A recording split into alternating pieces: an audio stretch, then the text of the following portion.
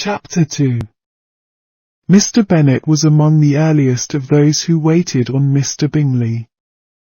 He had always intended to visit him, though to the last always assuring his wife that he should not go. Until the evening after the visit was paid she had no knowledge of it. It was then disclosed in the following manner. Observing his second daughter employed in trimming a hat, he suddenly addressed her with, "I hope Mr. Bingley will like it, Lizzie." "We are not in a way to know what Mr. Bingley likes," said her mother resentfully, "since we are not to visit." "But you forget, Mamma," said Elizabeth, "that we shall meet him at the assemblies, and that Mrs. Long has promised to introduce him." "I do not believe Mrs. Long will do any such thing. She has 2 nieces of her own. She is a selfish, hypocritical woman, and I have no opinion of her." "No more have I," said Mr. Bennet, "and I am glad to find that you do not depend on her serving you." Mrs. Bennet deigned not to make any reply, but, unable to contain herself, began scolding one of her daughters. "Don't keep coughing so, Kitty, for heaven's sake. Have a little compassion on my nerves. You tear them to pieces." "Kitty has no discretion in her coughs," said her father, "she times them ill." "I do not cough for my own amusement," replied Kitty fretfully. "When is your next ball to be, Lizzie?"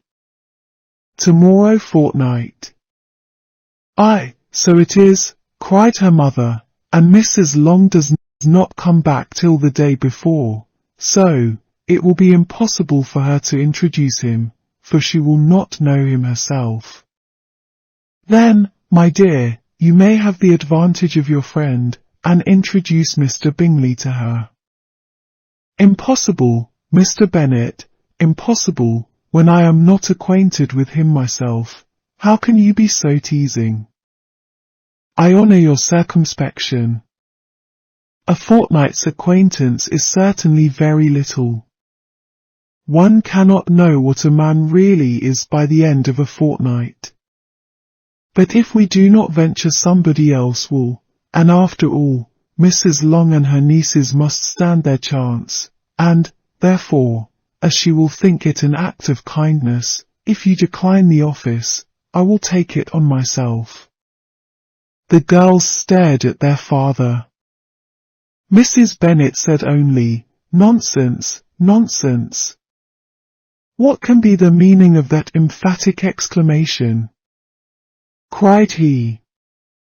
"Do you consider the forms of introduction, and the stress that is laid on them, as nonsense?"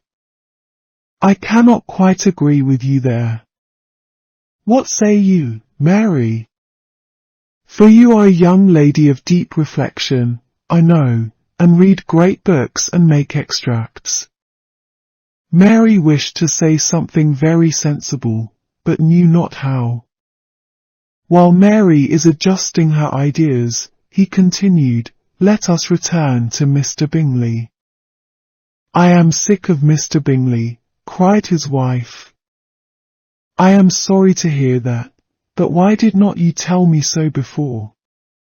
If I had known as much this morning, I certainly would not have called on him. It is very unlucky, but as I have actually paid the visit, we cannot escape the acquaintance now." The astonishment of the ladies was just what he wished, that of Mrs. Bennet perhaps surpassing the rest, though when the first tumult of joy was over, she began to declare that it was what she had expected all the while.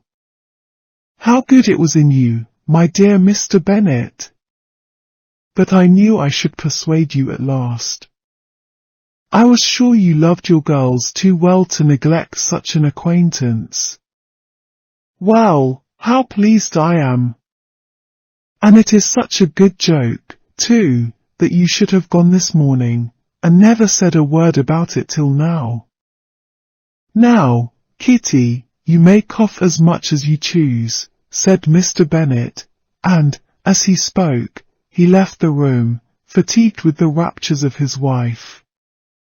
"What an excellent father you have, girls," said she, when the door was shut. "I do not know how you will ever make him amends for his kindness, or me either, for that matter. At our time of life, it is not so pleasant, I can tell you, to be making new acquaintance every day, but for your sakes, we would do anything. Lydia, my love, though you are the youngest, I dare say Mr. Bingley will dance with you at the next ball." "Oh," said Lydia stoutly, "I am not afraid, for though I am the youngest, I'm the tallest." The rest of the evening was spent in conjecturing how soon he would return Mr. Bennet's visit, and determining when they should ask him to dinner.